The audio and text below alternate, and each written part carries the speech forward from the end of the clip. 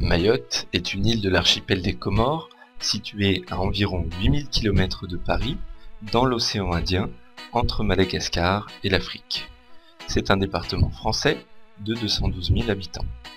Une population jeune, car 60% des Mahorais, les habitants de Mayotte, ont moins de 25 ans. La population de Mayotte se caractérise également par un grand nombre d'immigrés clandestins venus des Comores voisines où le niveau de vie est très inférieur. Mayotte se compose de deux îles principales, Grande Terre et Petite Terre, également appelées Maoré et Pamandzi. La Grande Terre mesure 39 km de long sur 22 km de large. Autour de ces deux îles, de nombreux îlots parsèment le lagon. Le point culminant de Mayotte est le mont Benara, à 660 mètres d'altitude, et le département couvre 374 km².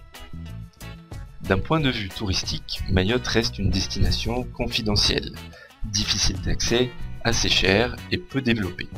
Le tourisme s'oriente essentiellement autour du lagon, des plages et de la découverte de la nature, la faune et la flore, notamment lors de petites randonnées ou de sorties en mer. Les villes de Mayotte ne sont pas vraiment remarquables. La ville principale est Mamoudzou, qui fait office de capitale. C'est une cité avant tout commerciale et administrative, dont seul le marché offre une étape intéressante pour les visiteurs. De l'autre côté de l'île, Sada, la deuxième ville de Mayotte, est plus plaisante, notamment pour son site en amphithéâtre. Le principal atout de Mayotte est son lagon. Il est presque fermé et c'est l'un des plus grands du monde avec une superficie de 1100 km². Bien préservé, il est doté d'une richesse et d'une diversité sous-marine exceptionnelles. De nombreux prestataires proposent des sorties dans le lagon ainsi qu'à l'extérieur de la barrière de corail pour découvrir de nombreuses espèces de poissons tropicaux et de mammifères comme les poissons papillons, les murènes, les requins de récif, les tortues, les raies, dont l'immense raie manta, les baleines à bosse en hiver uniquement, et une quinzaine d'espèces de dauphins. Les plages sont un autre attrait de Mayotte. Sur Grande Terre, on compte une vingtaine de sites intéressants, principalement sur la côte ouest et au sud. On peut citer la plage du Préfet, sur la presqu'île de Douamougno, les îlots de Choisil, les plages de Sazilé avec leurs baobabs, et enfin la plage de Nguja, qui est une réserve marine protégée où l'on peut voir des tortues marines qui viennent pondre. Sur l'île de Petite Terre, la plage de Moya est la plus réputée. En termes de paysage, Mayotte se caractérise par son vaste lagon, une végétation tropicale dense et quelques sites remarquables. Sur Petite Terre, le lac de Tsiani est d'une couleur vert émeraude.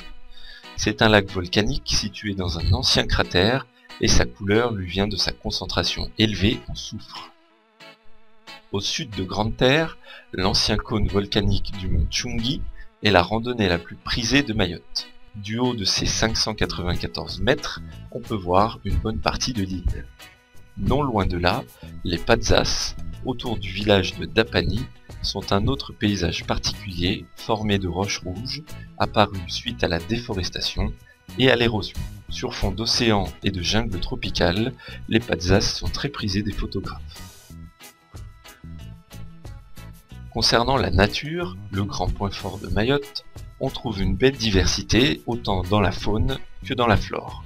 La végétation est caractérisée par les nombreuses épices et les plantes parfumées, comme la cannelle, le girofle, la vanille ou l'ylang-ylang. L'île est d'ailleurs surnommée l'île au parfum.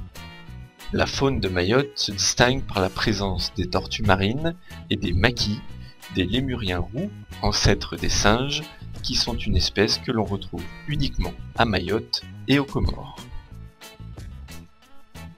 Pour ceux qui souhaitent se rendre à Mayotte, la meilleure période va de juin à septembre, et comme nous sommes ici dans l'hémisphère sud, c'est l'hiver austral. C'est la saison la plus sèche, et les températures aussi autour de 25 degrés.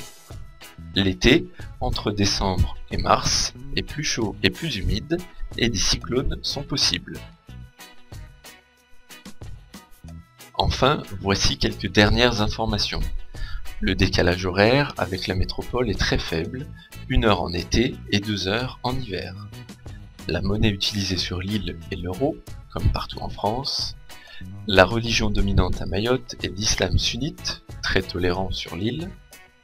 La langue officielle est bien entendu le français, mais il n'est pas parlé ni partout, ni par tout le monde.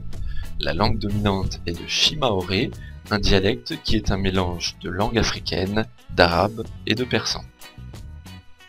Le prix d'un billet Paris-Mayotte est d'environ 950 € et la durée de vol est à peu près de 10 heures. Sur place, les routes permettent de se déplacer facilement, elles sont en bon état, mais peu éclairées.